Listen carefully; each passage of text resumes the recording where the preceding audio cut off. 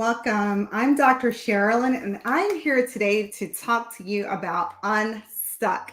There are so many organizations who are stuck, and they're stuck because of their talent. They're stuck because of their leaders. Well, I have something special for you. I'm going to get you unstuck. Now, I'm the author of a book, Unstuck, Unleashed, Unstoppable, and it's a book that's all about transformation, transforming your life. But today we're going to talk about how you as a leader can really help your organization get stuck. I got a few tips I would like to share with you. So grab your paper, get some coffee, and let's talk. So let me ask you this. Have you ever had a team member ask you if they can actually lead an initiative? Or maybe perhaps you volunteer them to lead an initiative, but you were unsure of how to actually support that leader in the process or that team member in the process, I guess I would say.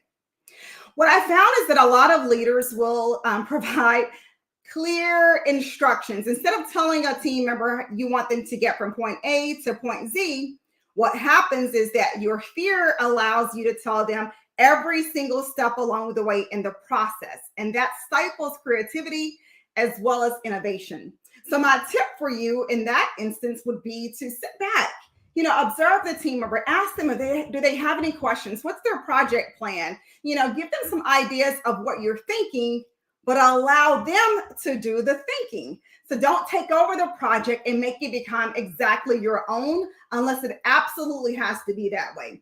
I have a school of thought on that if you have to do that, do you really need that team member? If you have to think for them, if you can't use your brain cells for something else that's more productive and leading the organization forward, what is the purpose of having that team member on your team? All of us are different. We bring our unique skill sets. We bring our unique experiences to the table, our expertise. And so if you have a team member who's an expert in an area, let them be the expert in that particular area. There's no need for you to take over the project, take over the initiative. And what you do along the way is you're actually damaging that confidence in that particular team member. Are they going to speak up again? Are they going to be strong enough and confident enough to bring other ideas to the table? So I want you to think about how do you actually partner and engage on projects. Now, let me back up a little bit. I also want to ask you a question. Do you have clear goals and priorities and expectations? See, that's another thing that I found with a lot of leaders. They have projects, they have initiatives, they're ready to rock and roll, they're ready to go. But for whatever reason, there's a failure or a neglect to set clear goals and priorities, to set clear expectations. So where are we going? Why are we actually going there? What do we hope to accomplish when we get there? And what will allow us to do? See, by setting clear goals and expectations and priorities and defining that information and ensuring that it aligns with your organization's mission, vision, values, and goals, what you're able to do is to help that team member to break it down into actionable steps so they can actually move forward. They know what the end goal is, and it's really challenging to move forward when you don't know what the end goal is. I can recall working for an organization. I had a leader who thought that he was much stronger than his team of professionals who had expertise in a particular area. And we would spend our time, instead of talking about the end goal, talking about the project and what we hope to accomplish, we would actually spend our time creating PowerPoint decks because as he had a different idea, the deck needed to change. By the time we implemented the program, it was obsolete to the customer. It was obsolete to the organization. And so it became a barrier. He became a hindrance to us being successful in moving forward. Now, we began to joke about how many times we would actually revise the PowerPoint deck, but I can tell you that it was demotivating. We found that to be what we would call a diminisher behavior, which I'm pretty sure you've heard of that by Liz Wiseman. And so if you have not heard of that book, I encourage you to get the book Multipliers, what great leaders actually do. They multiply instead of diminish. And so what happens is that you're actually diminishing the success of that particular individual as well as your team because people don't necessarily know what to do and they cannot live up to your expectation. That impacts your culture as well as your well-being. And we're not going to go into that right now because right now we just want to focus on getting unstuck. Those are two things that you can actually do as a leader to ensure that your team is progressing, is moving forward, to ensure your team is transformational and they're making a considerable impact to the organization. I have another question for you as a leader. I want you to think about this. How do you empower and develop talent? What are you doing to ensure that the talent on your team, they feel empowered, that you're actually developing them? And if you can't answer that, that's a challenge. But you got to be able to provide your team with opportunities for growth.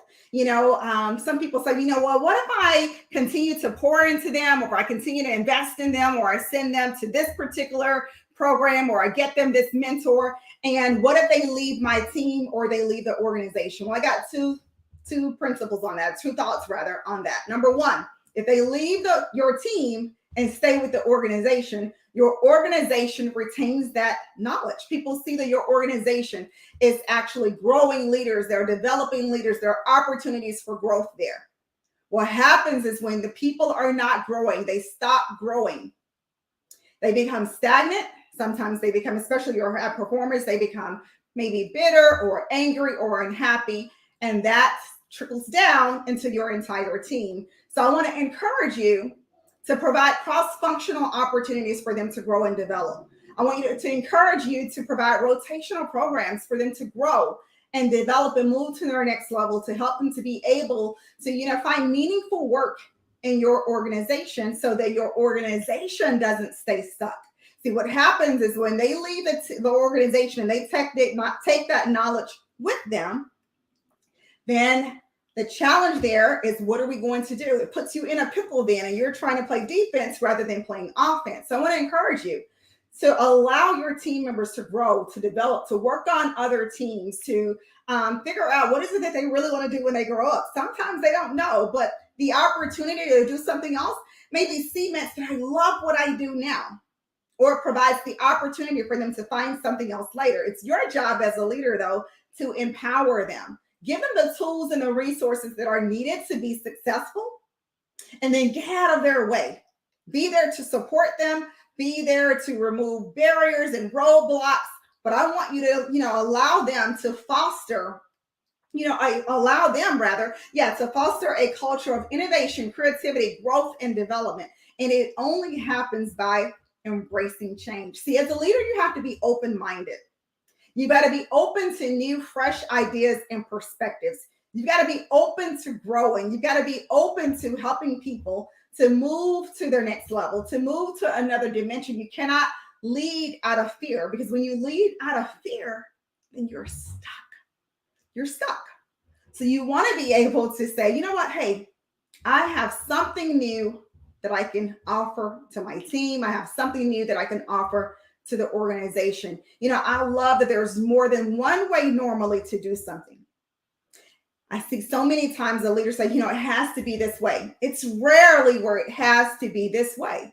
And there is really a difference between this way and the wrong way. And what I see is that leaders think that, it has to be my way. And if it's not my way, it's the wrong way. That's not what you want to set on your team. That's not the culture that you want to create. So you want to be open. You want to foster a collaborative environment. We're working together. You have your ideas and I have my ideas. And sometimes for the good of the team, for the good of the end goal, we're going to go ahead and do it your way. See, what happens is that when it has to be your way, not only do people stop speaking up, they don't present another option. They don't present the best option. They may share their information with somebody else. But what I find is that when they need to speak up, when it's imperative to the brand, it's risk to brand, risk to client reputation, risk to your customer or employee experience, they fail to speak up then. Because essentially what you've shared is they have no voice. They're stuck. And when they're stuck, it impacts their well-being. It impacts their health. And guess what? When that's impacted, we know that has a trickle-down effect. It has a direct correlation with how they perform in the workplace.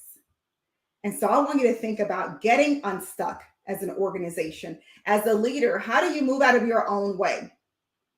How do you be an advocate for yourself and your team's success rather than stifling your team? It starts with how you think. How do you see people? How do you see opportunities? How do you see your role? Those are some questions that I want you to begin to ask yourself. Now, I have something especially for my faith based leaders. I'm doing a session called Getting Unstuck this Tuesday. It's going to be 8:30 p.m. Central Standard Time, and it's going to be on Zoom. And I'll provide the information again for those of you who haven't seen it, but check it out. I believe I posted it a couple of days ago. But it's going to be an opportunity where we're going to share with you some action packed strategies and tips and resources that you can actually leverage to get unstuck, not just in your professional life, but also in your private life. See, what we're going to be sharing, you can share this information with your family. You can share this information with your friends. You can share this information, to help you to maybe achieve your personal goals, such as, getting in better shape as far as your health or spiritual or emotional, whatever barriers there are for you. What we've seen is that a lot of people are feeling stuck during the pandemic and they fail to be able to move forward. They're going through the motions, but not feeling like they're as successful as they know they're supposed to be.